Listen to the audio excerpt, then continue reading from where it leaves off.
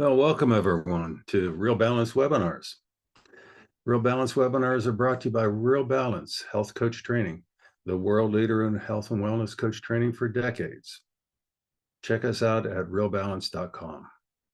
And we are a program that has been fully approved by the National Board for Health and Wellness Coaching, which I'm proud to say I was one of the founding members of. And we are also a fully approved program by the International Coach Federation as a level 1 program.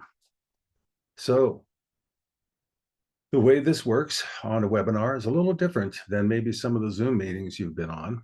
Instead of using the chat function, that really is disabled on a webinar. Instead, use the Q&A function.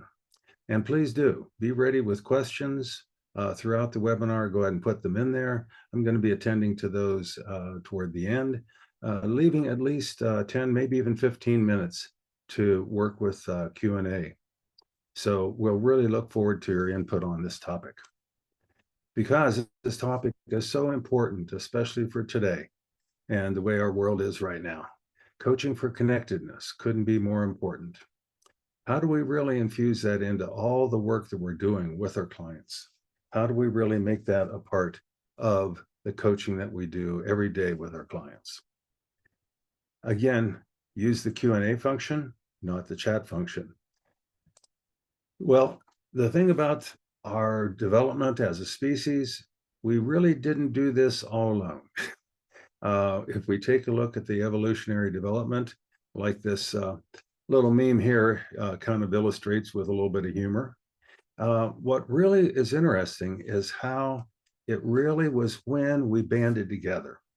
It was really when we came together and developed more of a society that our survival not only was more probable, it actually accelerated our evolution, our actual development as a species. And this shows up in a hypothesis by British anthropologist Robert Dunbar. And he suggests that our brains actually got bigger because of what we had to do dealing with, as he says here, the complex social dynamics of group living. What's the old saying that wherever two or more of you are together, there is politics? So navigating those group politics actually expanded the size of our brain, the expansion of our neocortex, which is really interesting to consider. So it wasn't just this individualism that caused us to survive or even to, develop as a species. It was really our connection with each other. That was really the key thing. And, we've got a lot of evidence, tons of evidence now, that our sense of belonging is a fundamental need, a fundamental human need. I mean, this literature review in the Journal of Science goes into that in great detail. And, you've all heard of many studies, I'm sure, the National Institute on Aging, the connection, the correlation between isolation and loneliness is huge look at these different, health risks, high blood pressure, heart disease, look at all of those. Pretty amazing. But what we've really found is that not only, are there all these health risks, we know that people that are more isolated get too little exercise, they tend to drink more, smoke more, their sleep isn't nearly as good.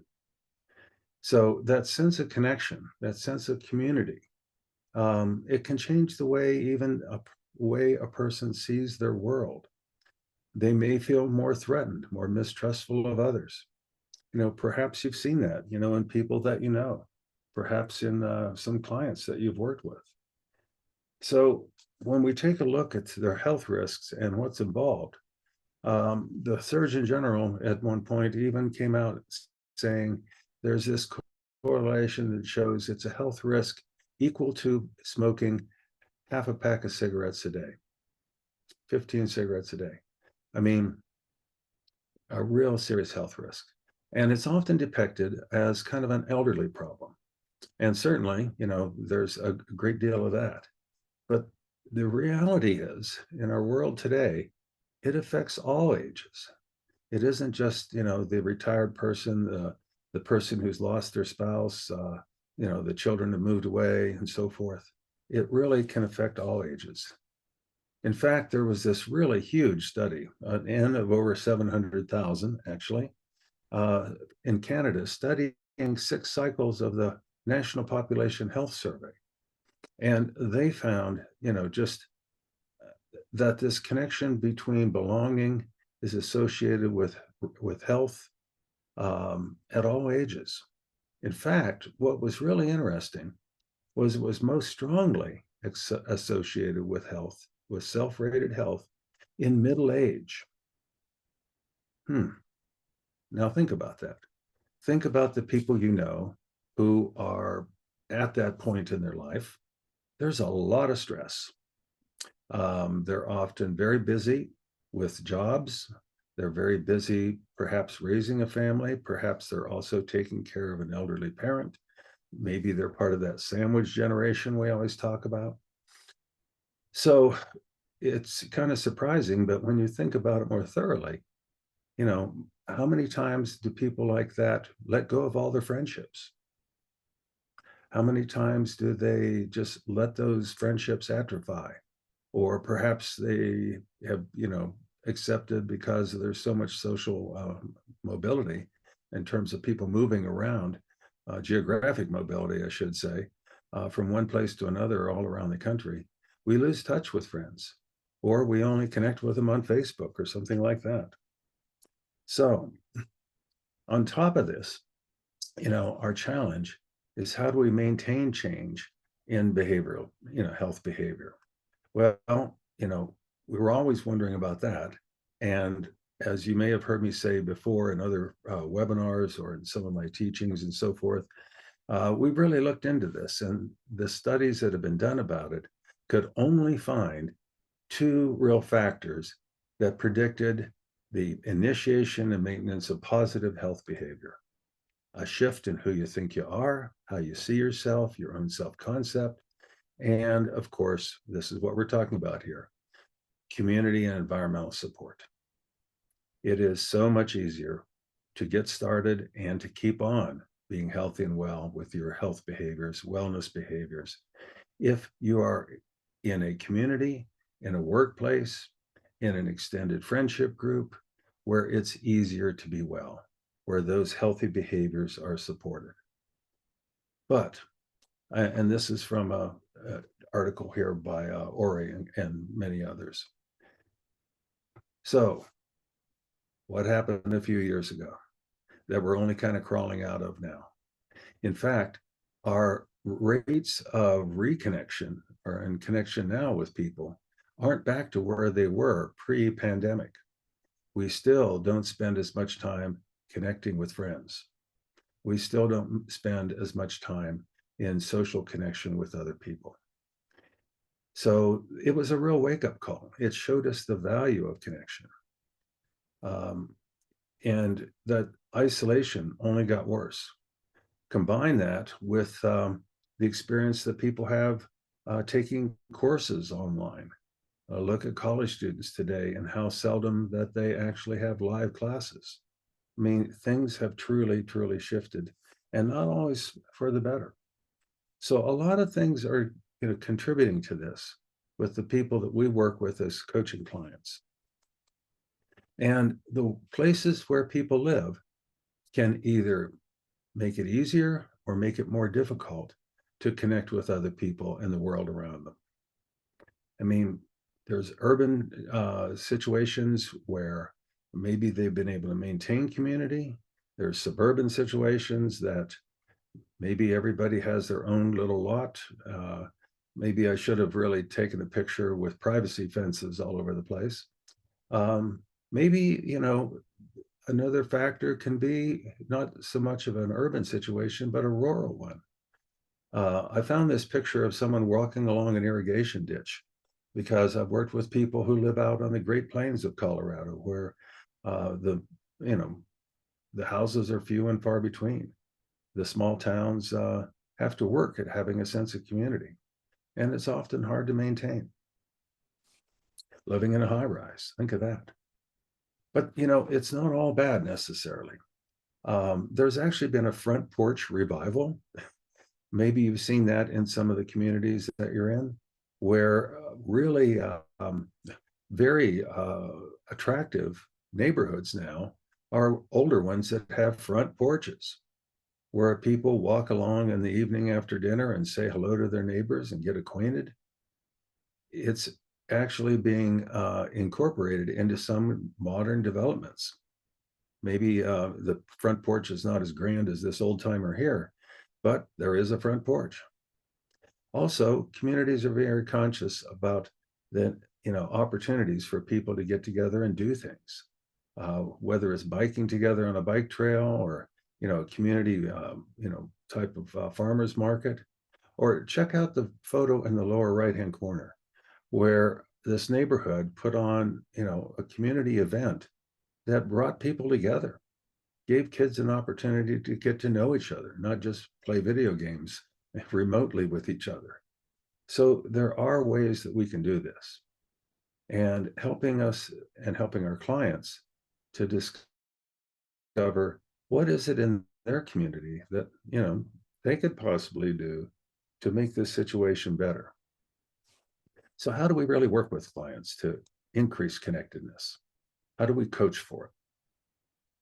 Well, part of it begins with you inquiring.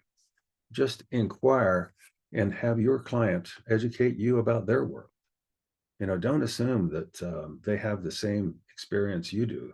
They have the same resources you do. Really inquire.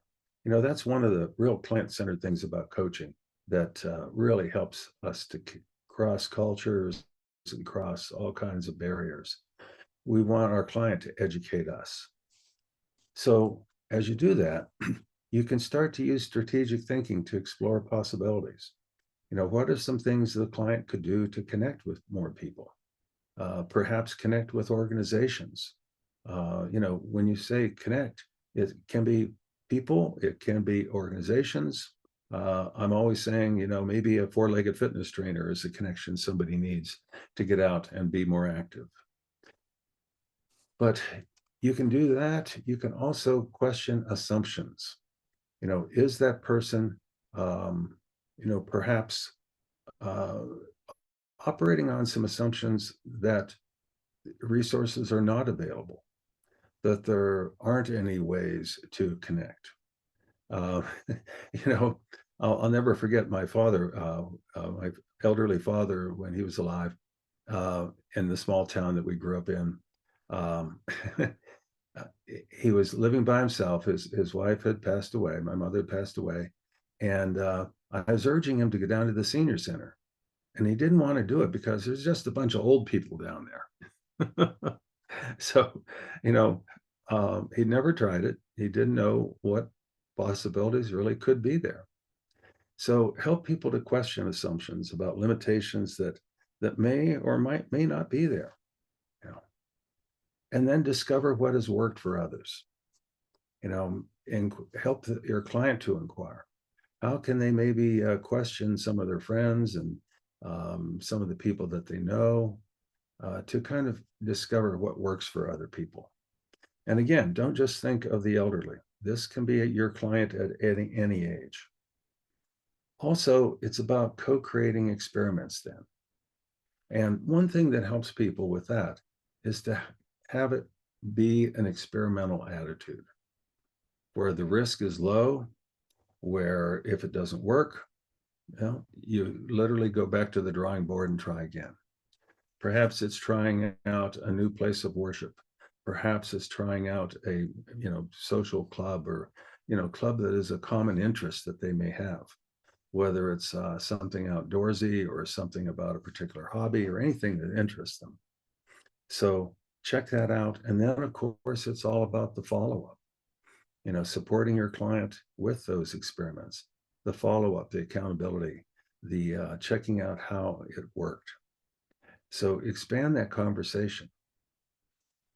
Now, we talk about the external barriers a lot, but the internal barriers I've found are often what holds people back. What keeps them from asking for the support that they need? one big thing I really have seen is an over-reliance on this idea that you have to be self-sufficient and independent. And part of that can be to the experience that people had growing up.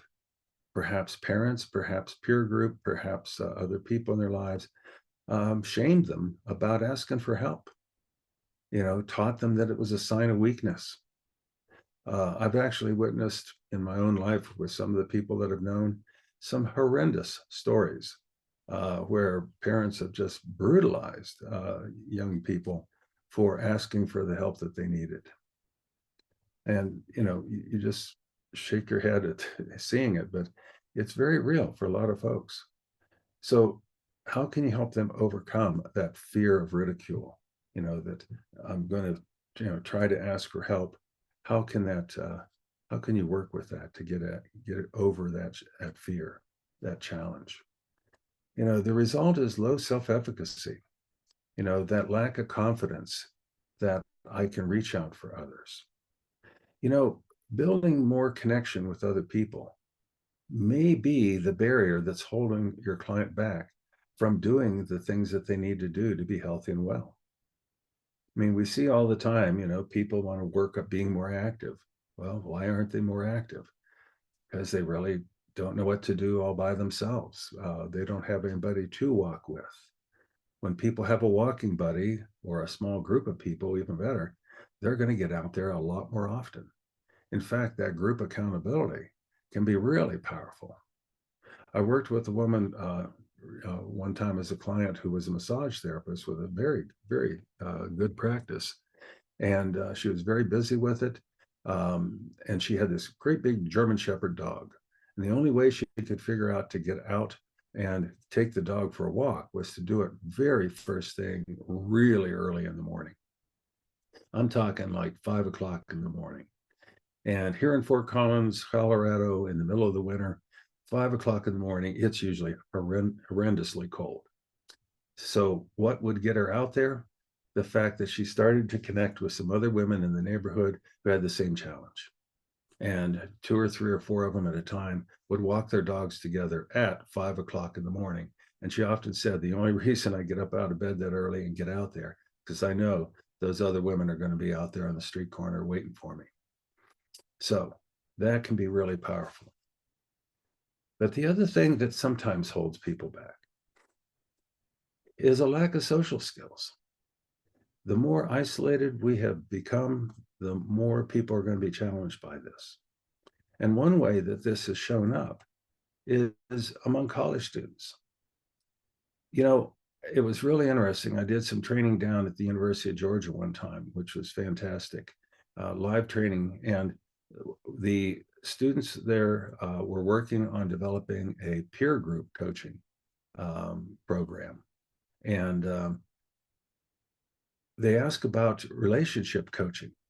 And at first I thought, oh my goodness, this could be really, really a disaster. Undergrads, coaching other undergrads about, dating and so forth. But that was not what they were talking about. They were talking about just simply relationships with other people, what they called unmitigated communication. That is communication where there's no cell phone involved or anything else like that. So because of that, we have really seen an increase in people coming to college with really not the usual level of interpersonal skills. So some universities that we've been working with Real Balance have actually been working on developing peer coaching programs that can help. And one of those programs that was really a headliner was at Columbia University, where Jacqueline Hawkins created, with our help, an amazing peer coaching program. In fact, at the American College Health Association conference last year, it won the biggest award. And her program on establishing an effective wellness coaching program in university context was just amazing. And if you'd like to find out more information about it, here's a really easy way to find out. Here's a QR code from Jacqueline that you can scan. It'll take you right to the information that you need and want to find out more about it and to provide you with some of that information. So take a moment to scan that, and you'll be able to get a hold of that information very easily. So when we talk about connection, it shows up in a lot of different ways. And when we talk about how important it is, um, it's really pretty profound. I just got back from the Art and Science of Health Promotion Conference in Scottsdale, Arizona, where the theme of the entire conference was connection.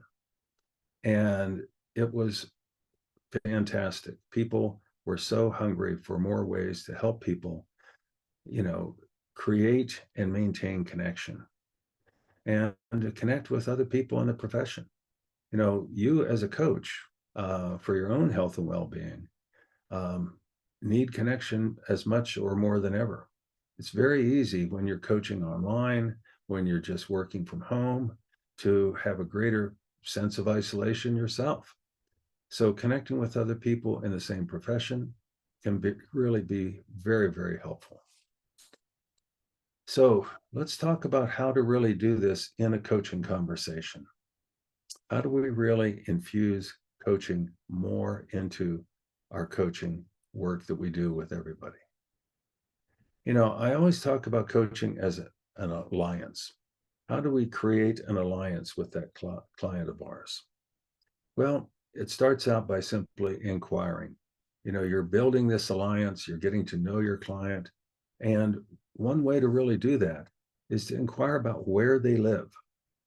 Tell me more about where you live. And really, don't just get a quick answer and go on. Inquire, go further with it, find out more about it. In fact, really take a look at what are the things about their environment that are working for them, that are real assets when it comes to connection, and the things that work against it, make it hard. Another thing that you can do here, and I always find this really powerful to help build that coaching alliance, because you're trying to really understand your client, what they've been through and where they're at now. A really great question to ask is, where did you grow up? What was your experience growing up? Where was it? Tell me about it. Tell me about, the neighborhood. Tell me about the place. You get all kinds of answers from people that grew up in the military family and moved all over the place, to people that were, perhaps growing up in environments that you could hardly imagine. So really, it can help build the alliance, but it's also helping your client to really consider, what is it about the world around me that makes it harder or makes it easier for me to be healthy and well, and to connect with others. So check that out. And the way to do that is to share a little bit about your own experience with that. Do some self-disclosure, but get the conversation back on the spotlight on your client.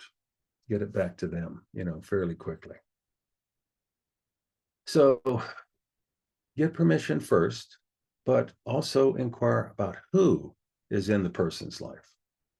Okay, not just where they're at, but who, what do they have? What's their family situation? What do they have in the way of friends?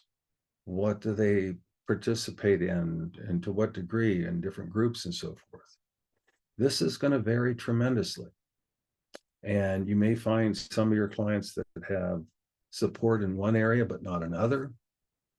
Perhaps they have terrific friends and very disconnected from family, or vice versa. Really help your client to become aware of this, to kind of take stock of their wellness in this regard, and identify what are potential resources. Also, kind of explore, when it comes to friends, explore friends and the nature of those friends. How supportive are those friends?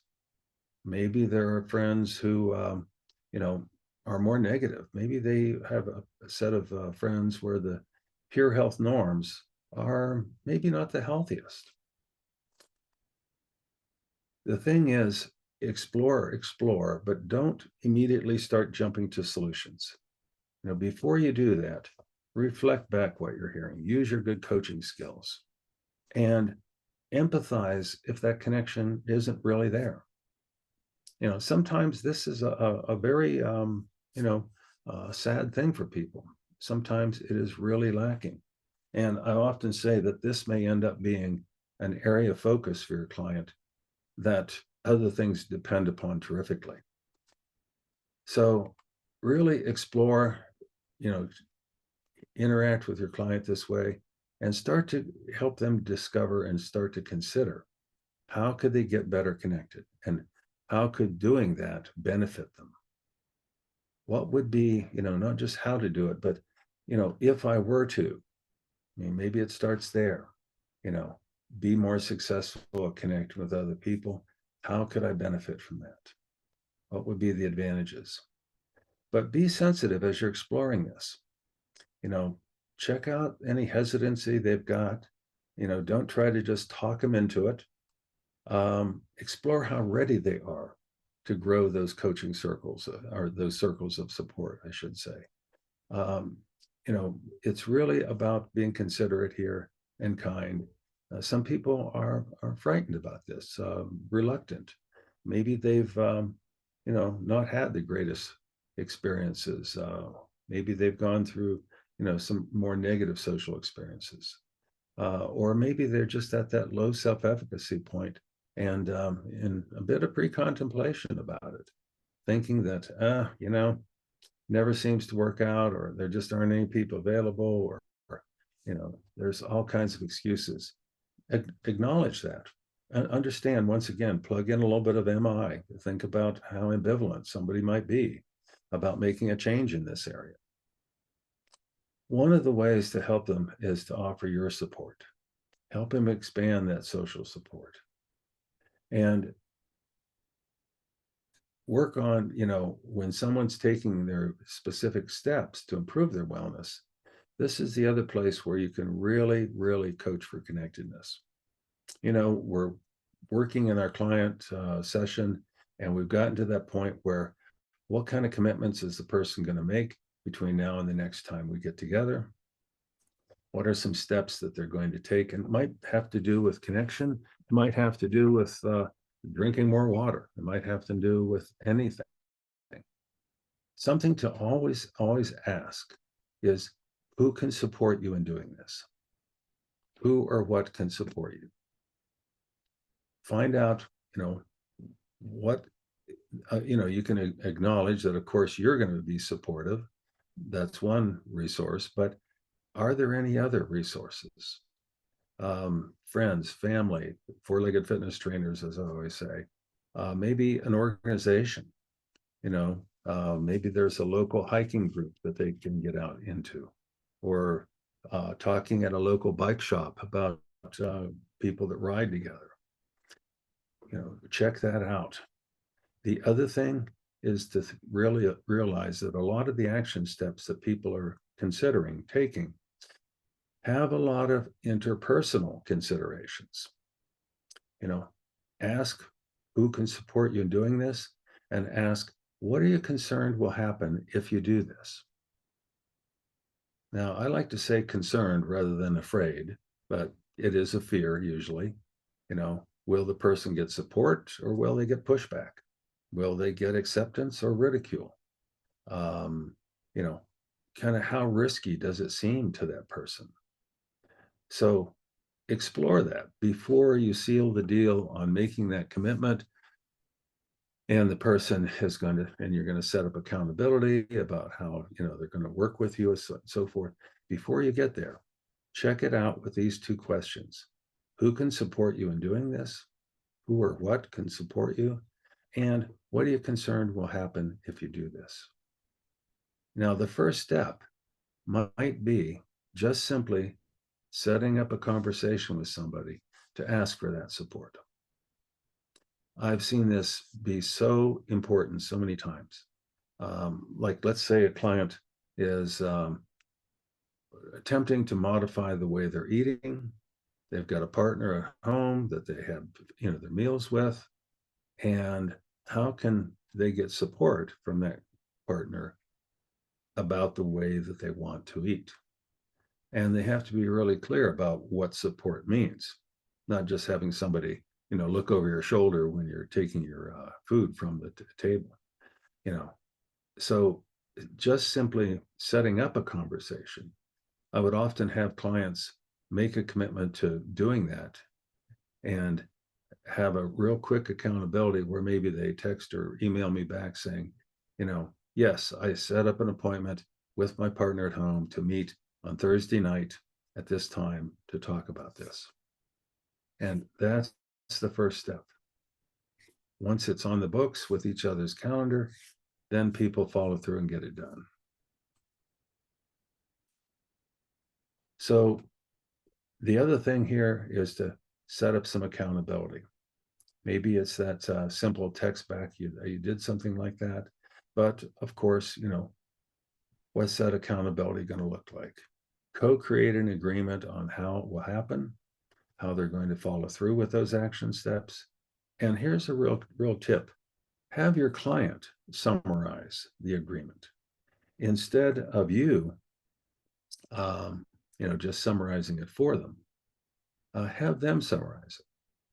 One of the things that does is it really really allows your any misunderstanding or any lack of clarity about specifically what's the person going to do.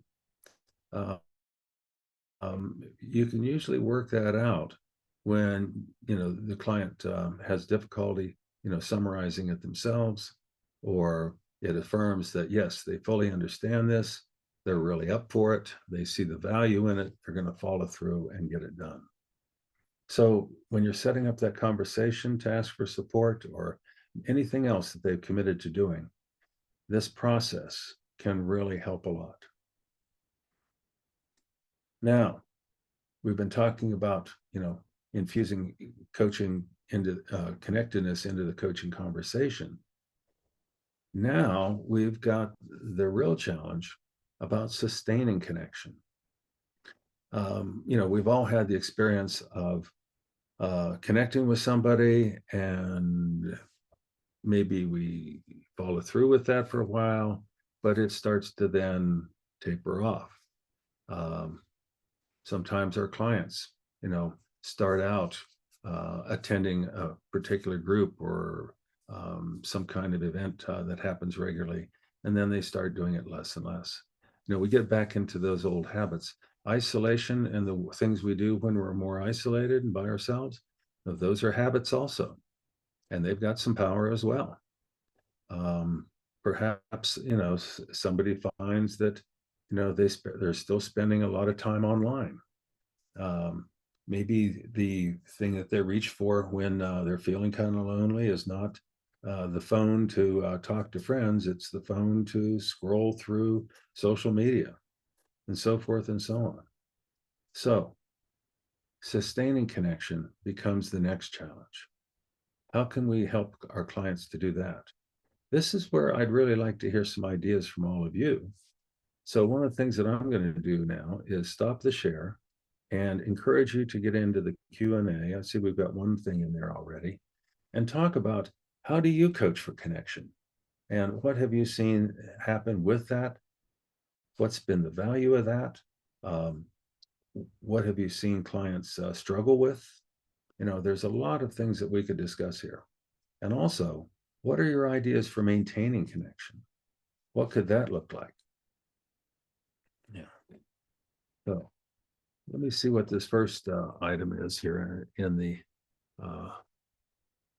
Q&A. It says, when you talk about asking about where and how they grew up to build connection, it makes sense, but we have been so hardwired to only focus on or discuss the past when looking for successes. Would this just be in an early session, really to get to know them? Yeah, I think that's interesting. We're often, like you said, in coach training, talking about, okay, what has worked for you in the past, that kind of thing. But I think building the connection is about getting to know that person and who they are. And part of who we are is where we have been and what our experience has been with that. in terms of people and around us and the connections that we've had or not had. So it really does build the alliance, and it may help you discover um, what has always been a challenge for somebody. It may also help you discover what has really worked for them. Especially when you do the contrast between where they've lived before and where they live today. Is where they live today easier to connect with people or more challenging to connect with people? Maybe their work setting. Before it was easy. They were in a work environment where interaction was encouraged. Maybe now they're in a work environment where it is actively discouraged. Everybody's supposed to just keep their head down and, be at their workstation or something like that. Um, you know, that contrast can be really helpful to have people consider, okay, maybe I do want to find a way to make it more like where I used to be. Or maybe I'm really grateful for where I'm at now compared to where I was before. And I see the importance of it because I know what it's like to grow up in an area where there's very little to do and it's hard to connect with people. Yeah. So that kind of discussion, I think, can be really valuable. I know I've really found that very helpful in the work that I've done. I almost always am asking a client, about where they grew up and what their experience was. And it often tells me a good bit about how challenging it might be or how easy it might be. I've noticed that people that grew up in families where maybe one of their parents had a business or a job that caused them to move a lot, or a military thing where there was a lot of movement, they had to learn how to get to know people quickly and develop friends quickly, if they did, you know.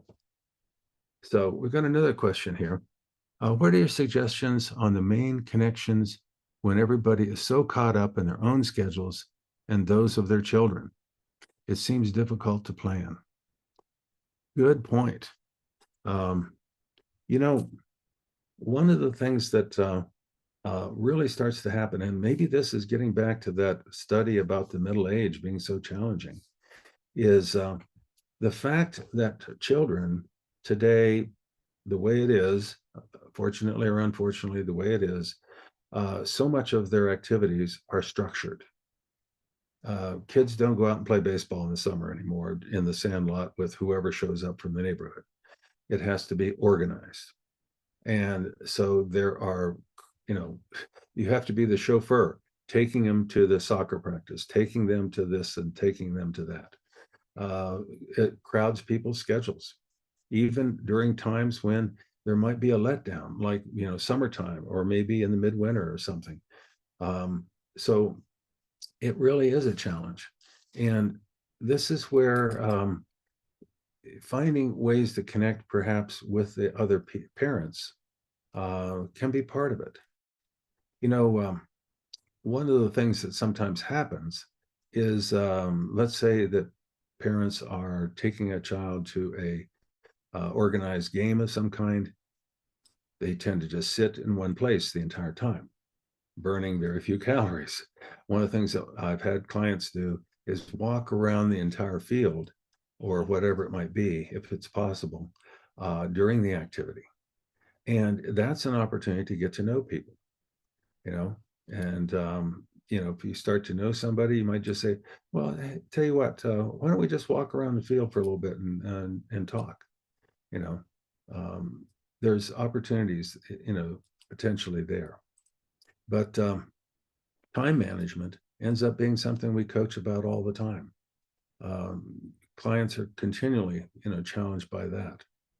So helping them with that time management, helping them say no to some of the commitments that they make, helping them kind of take stock and realize how overextended they might be.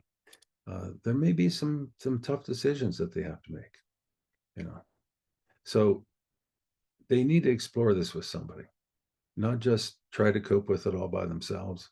That's what we're here for as coaches, is to really help them with that.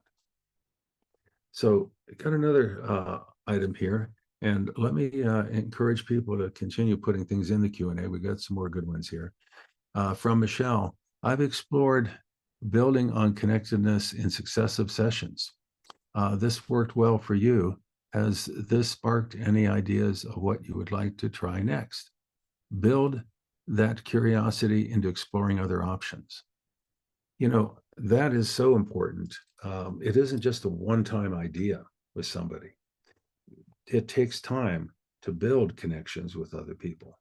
In fact, as you do that, you might start to discover some ways that the person is doing that work for them, and maybe some ways that it's kind of self-defeating.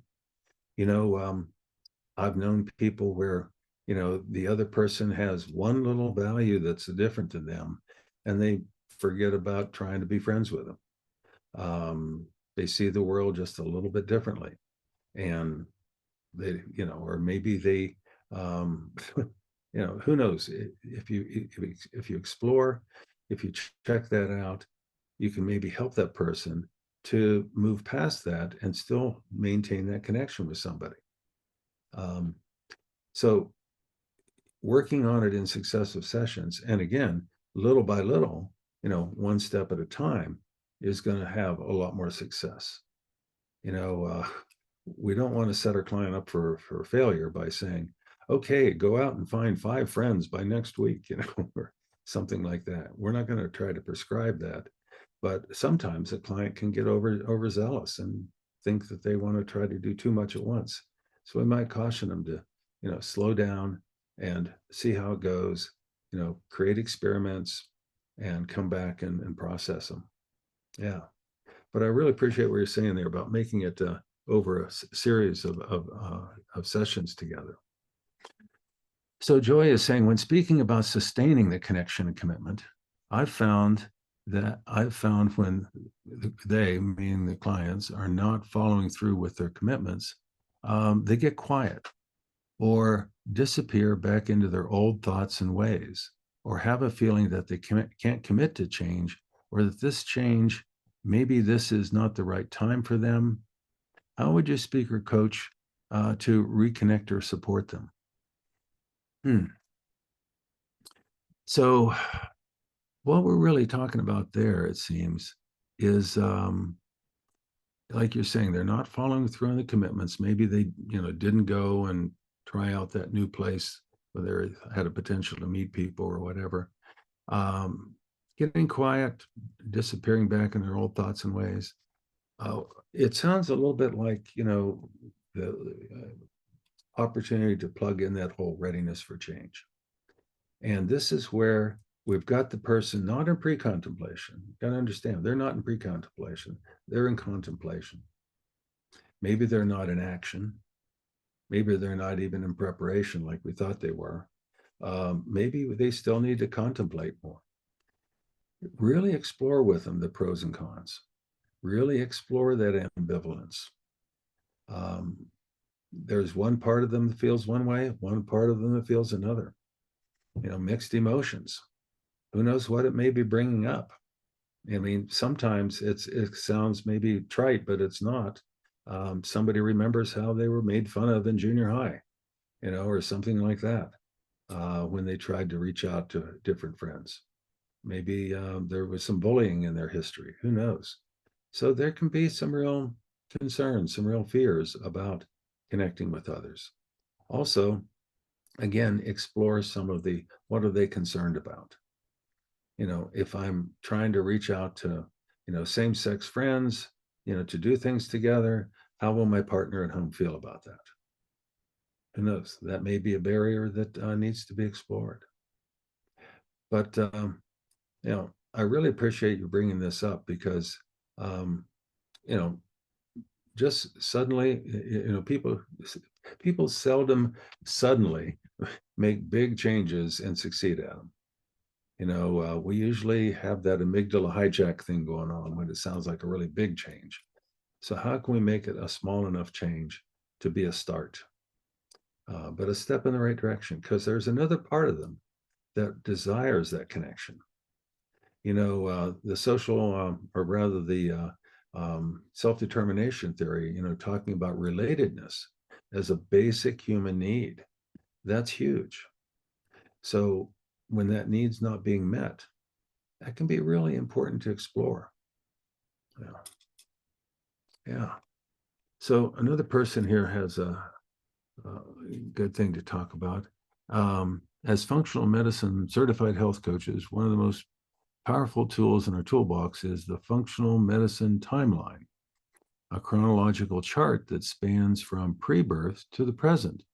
It offers clients a chance to retell their health story and serves as a profound connection tool that deepens the coaching relationship. Ah, interesting. Something that you could expand that with as you're doing that is part of their health story needs to be part of their connection story, you know, their interpersonal aspect of their health story. What was that like? I grew up an only child in a neighborhood where, there was a limit. It was on a big hill overlooking the High River Valley. So it was kind of an isolated neighborhood with about two different rows of houses. And it was post World War II. So there were a lot of kids, but not a tremendous number. And when had certain friends you got along with, others who you didn't, it limited, your number of friends. So, how did that affect me? How did I learn how to change? And how did I learn to interact with people in a way that I connected more and made more friends? Um, you know, some of that history carries on today, and helping the person to understand it, get them curious about it. Again, remember, you're coaching, you're not consulting, you're not analyzing based upon what the client is telling you about their experience. You're not there to analyze and make recommendations. Your job is to facilitate their exploration of it. And how is it relevant to today? Is there something that is kind of, still going on for them that is one of those internal barriers that keeps them from, reaching out and making the connection that would help them to thrive? Um, so we'd love to get some more Q&A questions. We've got a little more time here today. What are some other aspects of coaching for connectedness? And when you have worked with that with clients, what have been some of the experiences? And where were perhaps some of the places that people found opportunity or resources for that? Or when clients are really stymied by that, they can't really seem to think of anything themselves. And we get that proverbial "I don't know" answer. How do we help them move beyond that? It's always interesting when you get a "I don't know" answer. Um, I believe them, and I tell clients, yeah, well, first of all, a quick "I don't know" is a placeholder. They're just wanting more time to think about it.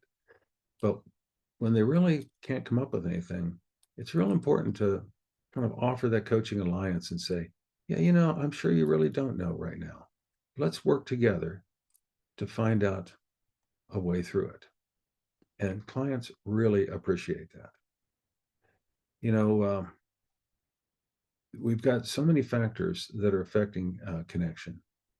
And the COVID-19 experience with the pandemic, the increasing technology and so many jobs that causes people to be more isolated, more working at home, on and on. There is increased isolation. So, how is this a factor when we're trying to help somebody, improve their lifestyle?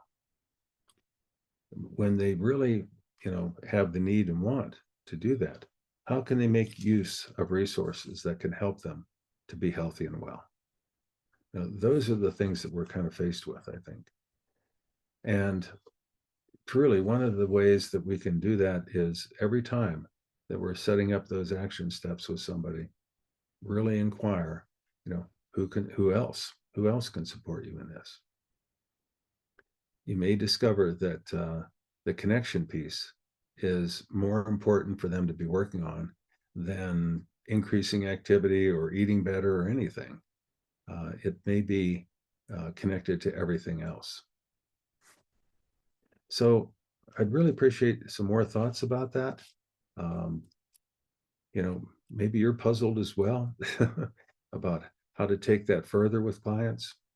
Um, what could be some of those things? Here's a here's a good question. Um, when working in a group coaching environment, how do you introduce the importance of connection? Ah, I love it. You know, uh, we often think in our coaching in terms of individual all the time, but group coaching is fantastic. In fact, one of the things that um, connection may show itself to be so important is by recognizing as the clients, as the group builds, to honor the connection that's being made and to, appreciate it. You know, appreciating the support that people start to find from the other group members. And then to be asking when that comes up, when that shows up, to have people think, how can I have more of that out there in the rest of my life beyond this group? You're starting to find it in the group. How can I find that out in the rest of my life? How can I build that out in the rest of my life? I think that could be a fantastic opportunity, Rachel, to um, capitalize on what's naturally occurring as a group starts to build. And especially as it moves through the different stages of group development and gets to that point where people really care about each other. And help them realize that it isn't just this miracle that happened because of this one group. This can happen in the rest of their life if they find ways to reach out and build those connections. Yeah, thank you. That was a very important question. Yeah, Michelle, one place many of my clients need connectedness is in the family. Even in the family unit, there can be that disconnection from lack of time, busy schedules, media, etc. It's been an interesting place to unpack how to help them work on this. Yes, don't forget about that. I mean, how many times have we seen, families where people just, you know, all go off into their own little corners? Um, People have their own TV in every room for every child, uh, you know, and so forth. Maybe there aren't limits on screen time, etc. Um, I think this is a real challenging area at times for a lot of families that have already allowed it to kind of develop that way. How can you help them find ways to reverse that? How can they create some experiments? How can they, start to communicate more directly with each other in the family environment? Um, yeah, that can, and then of course, you're talking about the busy schedules and so forth. Working families. It is not easy. That's why it's so important to help your clients process this. See, one of the things about this, one of the things about coaching is you don't have to come up with the answers. Remember that, because this all sounds very daunting. It's like, oh my goodness, how on earth can I help this client who's part of this family that has this ridiculous overextended, schedule all the time with everybody going five different directions, who has the kids off isolating themselves with their devices. How on earth can I solve this? It's not up to you to solve it. It's up to you to be that ally to help that client solve it. They're the ones living there. They're the ones faced with this, how it is impacting their lives. So our job as the coach is to facilitate their exploration of this, to facilitate them coming up with new ways of looking at it, new perspectives, you know. Um, and in doing that, we can do a better, when we realize that, we can do a better job of facilitating instead of feeling that pressure or that burden of thinking that, wow, how on earth can I, come up with an answer for this? Again, you don't have to. but how can you facilitate this? How can you help your client to explore it, to come up with some possibilities? Um, Sometimes possibility thinking, involves not what can I do, but what are the various things that I could do? One of my great trick questions of coaching is not what's the one thing you need to do about this? It's what are three things you could do about this? And it's kind of amazing how that busts things open sometimes.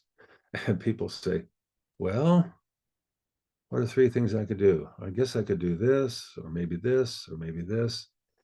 They don't have to commit to one of those things. It frees up the possibility thinking. So help them explore, help them come up with more ideas. And Michelle goes on to say, as you mentioned, many do not know where to start and how to help them with that. Yeah, I think one of the things that may be happening when people really feel isolated is they really feel kind of stuck. They really feel maybe even kind of trapped. Like it doesn't seem like there's anything that I could do about this. And that's where it is so helpful to just explore and to bring in, what has worked in the past, but also, what have they tried and it did not work, and how could that work again? You know, um, a lot of times people are successful at getting things started, but they're not successful at maintenance. If you take a look at the trans-theoretical model, studying the maintenance part of change is really huge. And, you know, helping people to stay in that maintenance stage long enough and with enough awareness to keep track of what they're doing, how frequently are they reaching out? You know, you're talking about breaking habits. The weekend's coming up, instead of just obsessed with the list to do, the grocery list, the house list, the to-do list, put the what do I really need list up. And one of the things that people often really need is to connect with some friends. You know, friendships need lubrication, frequent lubrication. Otherwise they become like an old rusty gate that just gets stuck and finally doesn't open anymore. So really encourage your clients to actively stay with it, explore with them, the frustrations of the friend that has habits that rub them the wrong way, and how can they be more accepting and tolerant. Explore those things with people. There's so much that we can do if we all work together on this. Only a few minutes left, but a really big comment, and I'll bet it's a good one. So here we go. I think it's important for us coaches to recognize that after a client completes their coaching sessions and have begun initiating the lifestyle and mindset changes needed to reach their goals, however, they're often returning to the same toxic environments and relationships that haven't shifted or may not support their transformation. Yeah, very good point. So we must anticipate that after taking action, relapses are likely to occur. In fact, 97% of people experience relapse on their journey of change. Only 3% follow a linear path. Typically, individuals like engineers or those in the military. That's why, as coaches, it's essential to expect moments of disconnect or reconnecting with our clients and hold compassionate space for clients to process whatever they're experiencing. Offering unconditional positive regard and unwavering support can make all the difference. Wow, what a great comment. And it's so true. You know, one of the things that Prochaska would talk about, he'd say, relapse happens, count on it. But help people see the difference, as he would say, between lapse and relapse. Lapse means there's a temporary short stop to something. It doesn't mean you've lost all the momentum, all the progress you've made. And that would be true in this case also. One of the things that happens sometimes is that in order to be healthy and well, people have to really rearrange their friendship circles. One of the things we know is that peer health norms are very powerful. And sometimes one of the things that happens in coaching is people are up against some really powerful and very challenging, decisions that they have to make in life. So I really want to thank everybody for such a great discussion of this. It's such an important topic. You know, believe it or not, Yoko Ono once said, "A dream you dream alone is only a dream. A dream you dream together is reality." And I love this African proverb. If you want to go fast, go alone. If you want to go far, go together. So remember, we are all in this together. And as Jack Travis used to say, or does say, the currency of wellness is connection. Next month on May 16th, be sure to be here to learn about the trans-theoretical model, stages of change at a much deeper level with Dr. Carrie Everts of ProChange. ProChange is the organization that Janice and James Prochaska founded. So if you want a super expert on that, this is the person to check it out with. We'll see you on May 16th. Sign up for a newsletter and stay in touch. Follow my blog at realbalance.com. You can find it there on our website, or just go to the site listed right there. We're happy to help you with all your coach training needs.